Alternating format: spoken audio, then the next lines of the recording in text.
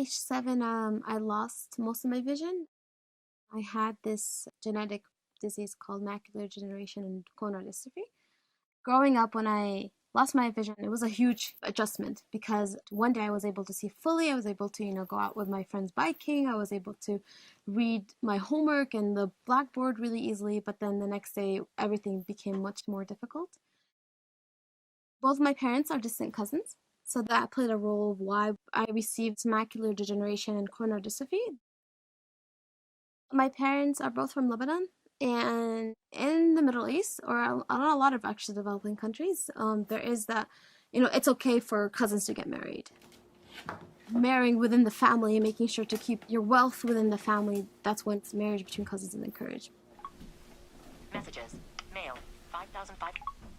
Mail. Both my sister and I lost our vision at age 7. They were not aware of this genetic problem, but they did their fullest to make sure that we lived a quote-unquote normal life. My mom was, I think the biggest support that I received. She never ever let me say, I can't do this because I can't see. She really pushed me to really use my potential to the fullest. I was born and raised in a Muslim family. My parents' role model stems from religious experience. One of the practices that the Prophet speaks for is the integration of all people within a society.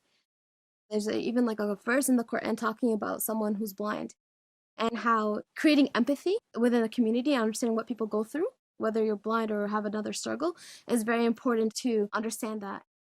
It calls out that struggles in life are actually a blessing in disguise. So they took that struggle and they took the fact that their kids are blind as almost like a blessing in disguise. Let's actually see what good can come out of this. Let's turn it around and make it a positive outcome.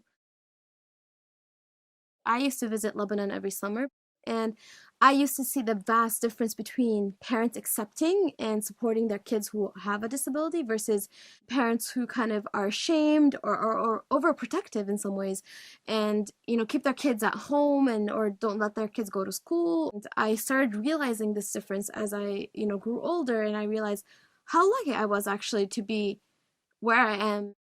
It's not because I have a greater skill set or I have a bigger potential than other kids. It's just that I was lucky to have parents who were the most supportive people, I've ever met. So 1/7 of the world's population is disabled, but it's an invisible community.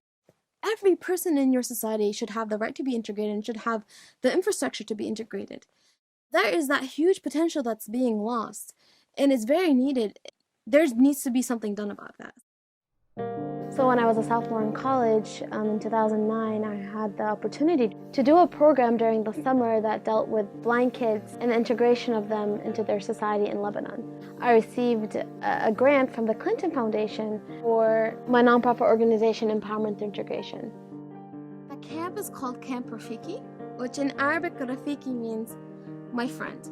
By making a friend and by creating that bond, it's the first step to integration. Having a friend, having a support system is so important for that self-development of that individual.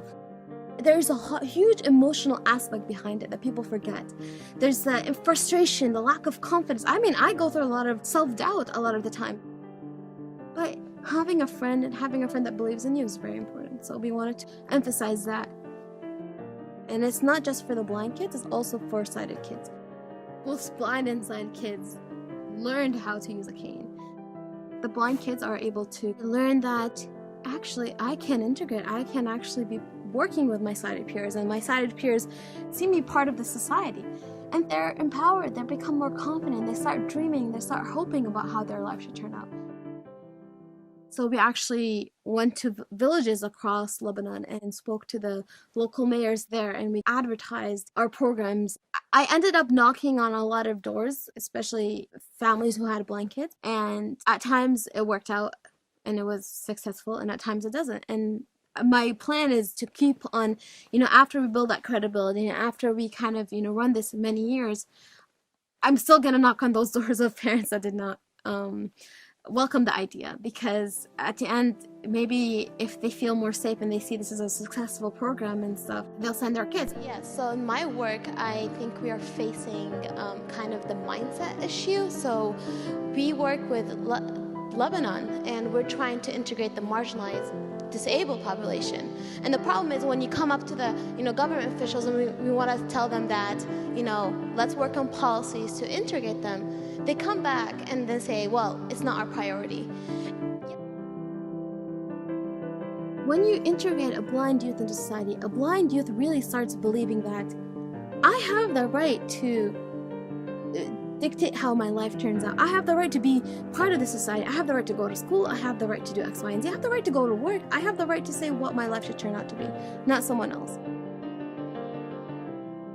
I want to create that self-development within that blind youth so they actually create change within their society instead of someone else coming and saying, here's what needs to be done.